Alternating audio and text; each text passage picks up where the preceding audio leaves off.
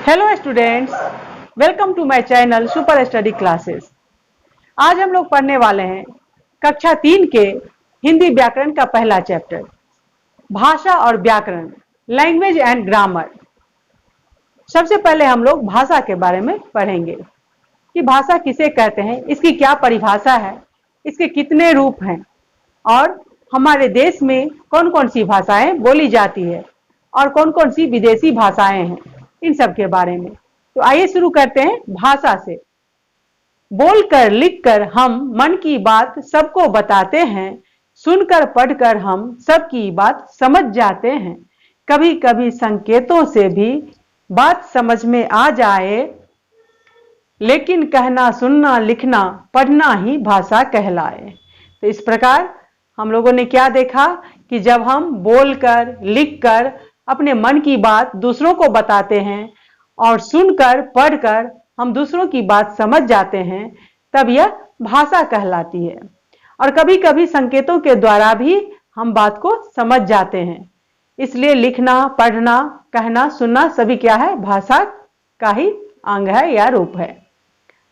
जिस तरह की आप देख रहे हैं इस चित्र में, दो आदमी आपस में बात कर रहे हैं, अमन और एक उसका दोस्त।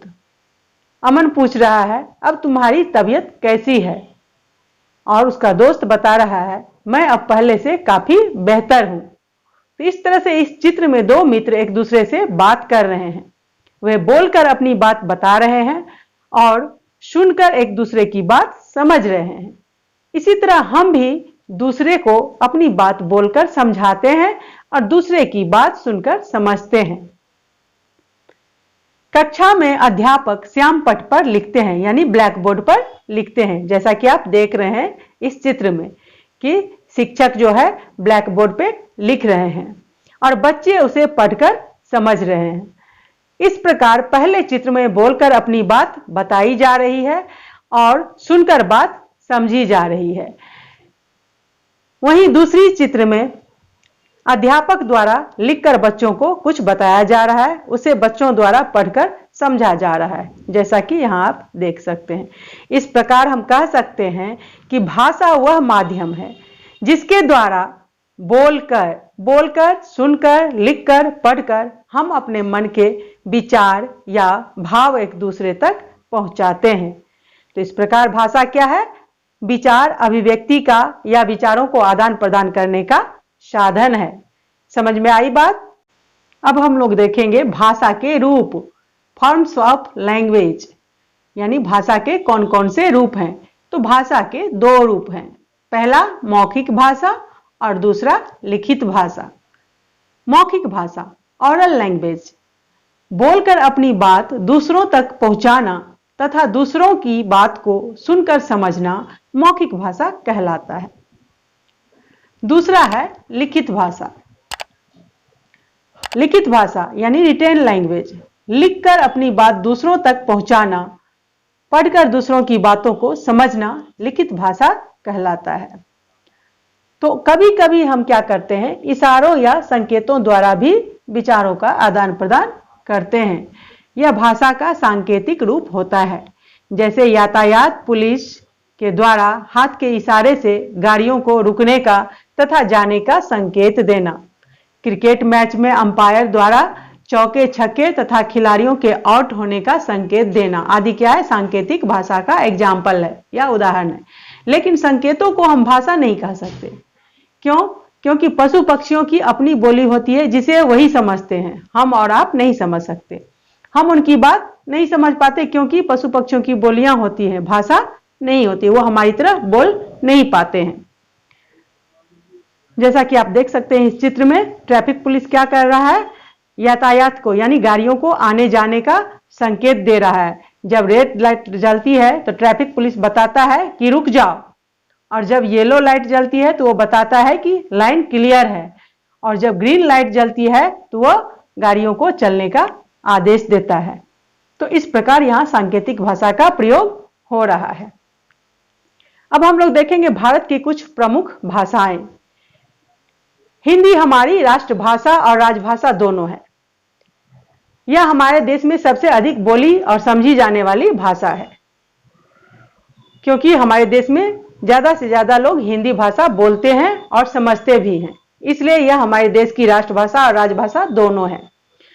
भारत के विभिन्न राज्यों में अलग अलग भाषाएं बोली जाती है, जैसे गुजरात में गुजराती, महाराष्ट्र में मराठी, पंजाब में पंजाबी, बिहार में हिंदी, तमिलनाडु में तमिल, केरल में मलयालम, उत्तर प्रदेश में हिंदी और कश्मीर में कश्मीरी या डोगरी, असम में असमिया, ओडिशा में ओड़िया, बंगाल में बांग्ला, केरल में मलयालम।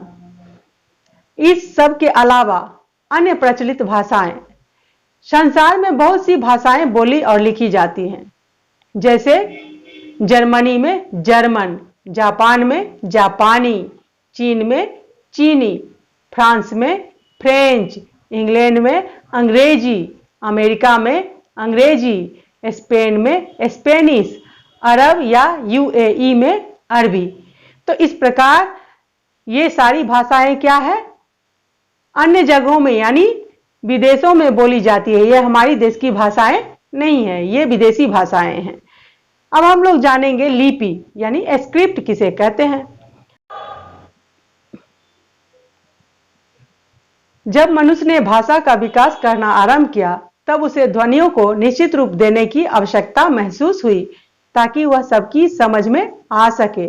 इसलिए उसने ध्वनियों को चिन्हों के रूप देने आरंभ किए, जो लिपि कहलाए।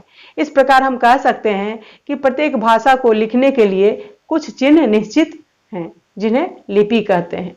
दूसरे शब्दों में हम कह सकते हैं कि किसी भी भाषा को लिखने के ढंग या तरीके को लिपि कहा जाता है। आइए अब हम लोग देखते हैं कि प्रत्येक भाषा की अलग अलग लिपि होती है, लेकिन कुछ भाषाओं की लिपियां एक ही होती है, जैसे संस्कृत, हिंदी, मराठी, गुजराती, नेपाली। इन 5 भाषाओं की लिपि देवनागरी है। उर्दू और अरबी, इन दोनों भाषाओं की लिपि फारसी है। पंजाबी की लिपि गुरुमुखी, तमिल की लिपि तमिल, अंग्रेजी, फ्रांसीसी और जर्मन भाषा की लिपि है रोमन, बंगाली भाषा की लिपि है बांग्ला, मलयालम भाषा की लिपि है मलयालम।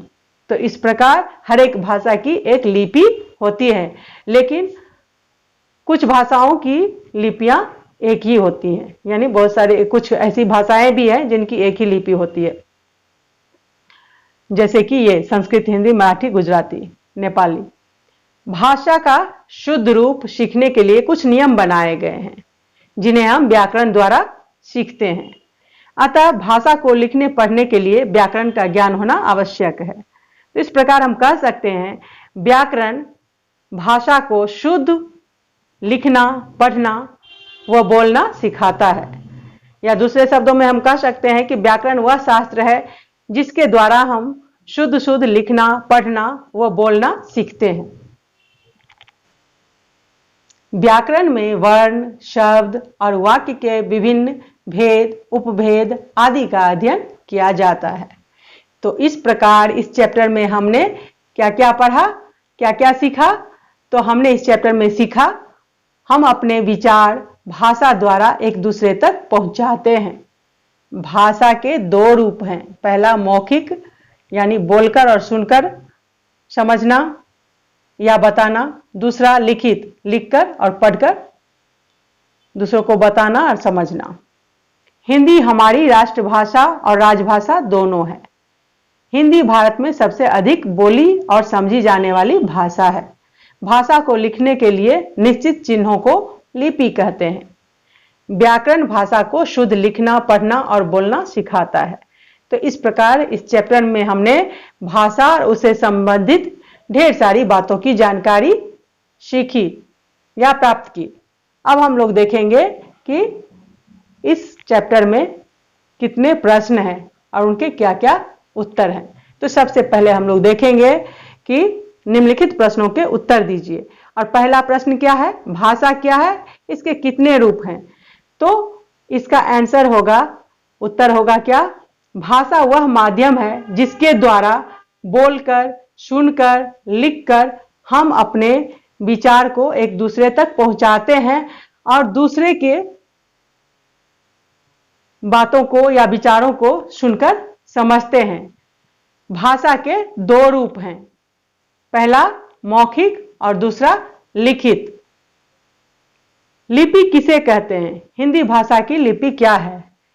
किसी भी भाषा को लिखने के लिए निश्चित चिन्हों को लिपि कहते हैं और हिंदी भाषा की लिपि है देवनागरी।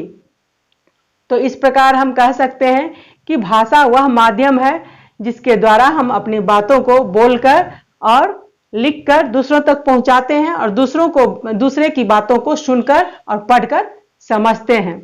भाषा के दो रूप हैं, पहला मौखिक और दूसरा लिखित। जब हम अपनी बात को बोलकर दूसरों को बताते हैं या दूसरों तक पहुंचाते हैं तो वह मौखिक भाषा का उदाहरण होगा, और जब हम अपनी बात लिखकर दूसरों तक पहुंचाते हैं तो वो लिखित भाषा का उदाहरण होगा। फोन पर बात करना, टेलीविजन देखना, न्यूज़पेपर, टेलीविजन देखना और रेडियो पर न्यूज़ सुनना, ये मौखिक भाषा का उदाहरण है। न्यूज़पेपर पढ़ना और ब्लैक बोर्ड पर लिखे हुए को पढ़ना लिखित भाषा का उदाहरण है। आइए अब हम लोग दूसरे प्रश्न को हल करें। सही उत्तर चुनकर सही का निशान लगाइए। रमा का दीपा से मोबाइल पर बात करना भाषा का कौन सा रूप है?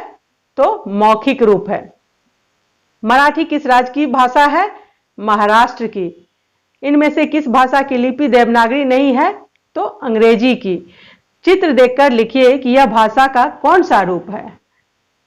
इसमें यह भाषा का कौन सा रूप है? तो लिखित रूप है, और ये भाषा का सांकेतिक रूप है, और ये भी भाषा का लिखित रूप है। यहां पर भाषा के मौखिक रूप का उदाहरण है। रेडियो पर न्यूज़ सुनना भाषा का मौखिक रूप है, और न्यूज़पेपर पढ़ना भाषा का लिखित रूप है, और भाषण सुनना भी भाषा का मौखिक रूप है। प्रश्न 4, दिए गए शब्दों से रिक्त स्थान भरिए। यहां दिया गया है शब्द, इनमें से चुनकर जिस खाली जगह में जो भराएगा उसको भरना है। जैसे कि अरबी तथा उर्दू की लिपि है, क्या है? तो फारसी। फारसी अरबी तथा उर्दू की लिपि है। दादाजी का गीता पढ़ना भाषा का कौन सा रूप है? तो लिखित रूप। दादाजी का गीता पढ़ना भाषा का लिखित रूप है।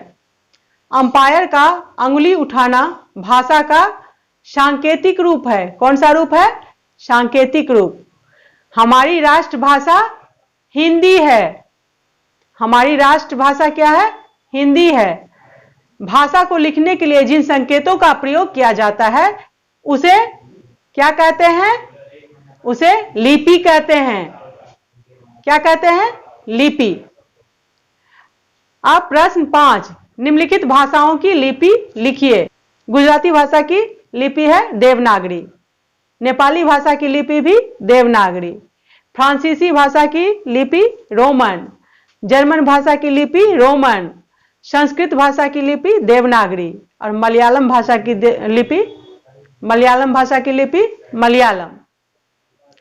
अब हम लोग खेल खेल में जानेंगे। 100 रुपये के भारतीय नोट पर कितनी भारतीय भाषाएं लिखी होती है? पता कीजिए और बताइए। ये आपको बताना है कि हमारे भारतीय रुपये जो होते हैं 100 रुपये के नोट, उन पे कितनी भाषाएं लिखी होती हैं। भाषाएं जिन्हें आप बोल और लिख सकते हैं, वो कौन कौन सी भाषाएं हैं जिन्हें आप बोल सकते हैं? उनके नाम यहां फिल करना है।